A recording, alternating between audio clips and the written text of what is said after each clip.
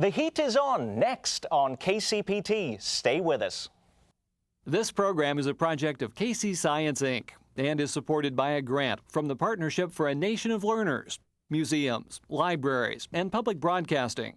Joining forces, creating value. I don't fear the global warming that has been touted in the papers.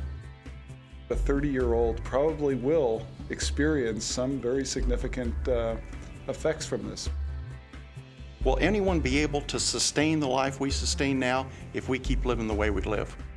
There is no silver bullet solution to any of these things. Some people say you can't talk enough about it, given its world-altering impact. Others say the issue is so overblown, they can't stomach yet another new news story or TV program about it. The issue is global warming, but before you reach for the remote, what you're about to see is something very different. Hello, I'm Nick Haines. Regardless of what you think about global warming, you will be affected by it.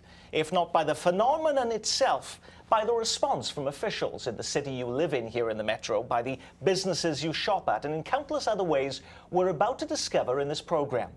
Now, you may have already seen some of the headlines. Concern over global warming is why some cities are banning their employees from drinking bottled water, why the city of Atlanta is considering a ban on new drive-through windows, which they say encourages idling vehicles, and why in close to a dozen cities it is against the law to use a light bulb like this one.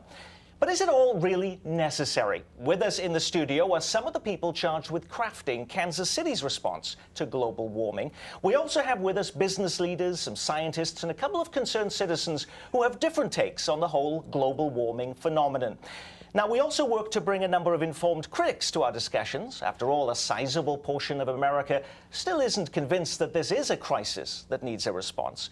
While we made countless calls and wrote dozens of emails in an attempt to book those guests, they were either unavailable or reluctant to go on the record. One naysayer told us he was concerned about being presented as a Neanderthal on public television. We're going to begin, though, with David Braden, you're a KU research scientist who actually goes off to Greenland and Antarctica, studying the ice sheets there. Have you noticed any change? We found in Greenland one of the fastest ice sheets, or one of the fastest outlet glaciers in the world has doubled in speed in the past 10 years.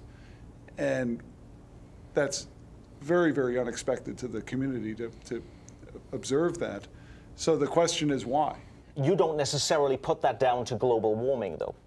This is due to the warming. This is some aspect of the atmosphere or the ocean or both increasing temperature. This change is not most likely. I mean, as a scientist, we speak in terms of probability, but this is most probably due to the warming we've observed.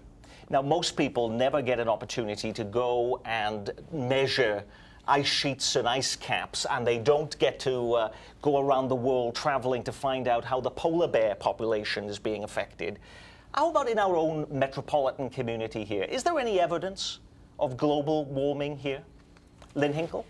Well, I have a rain garden in my yard, fancy that, and my August flowers have already bloomed, and they bloomed prior to the 4th of July when we had the heat wave that we had here. And, you know, they're prairie flowers. They're things that have been here for centuries. And they seem to be adapting in a new way to the warming that we're all feeling. Dennis Patton, there was a story on the front page of the Kansas City Star. Imagine the sunflower state without sunflowers, looking at how changes in gardening patterns and how plants are growing, that they were talking about being as a result of global warming, that we're going to see different types of species of plants growing here. And again, sunflowers disappearing. Do you buy that? There has been changes in the plant community over the last 10, 15 years.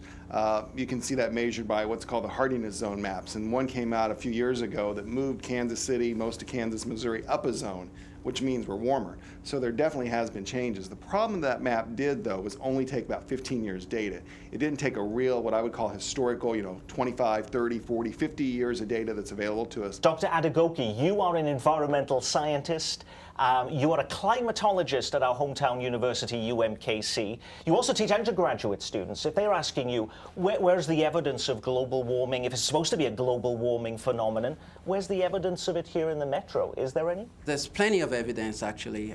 Heat waves, in particular, are going to increase in intensity and in frequency. Kansas City is a place that has rapidly expanded in the last 2-3 decades. The change in the surface, character of our surface, from farmlands to concrete to, as we expand our subdivisions and all, those also contribute to what we call the radiative forcing. That's the heat contribution from human activities to, that helps and contributes to altering climate. Jerry Hughes, are you convinced?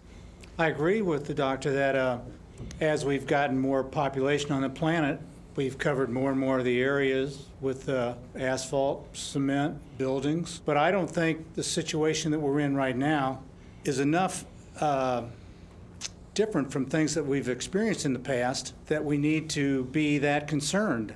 If global warming is such, as you say, a worldwide phenomenon, why should Kansas City be even thinking about doing anything about it? How does that make a hill of beans difference to what's happening around the world?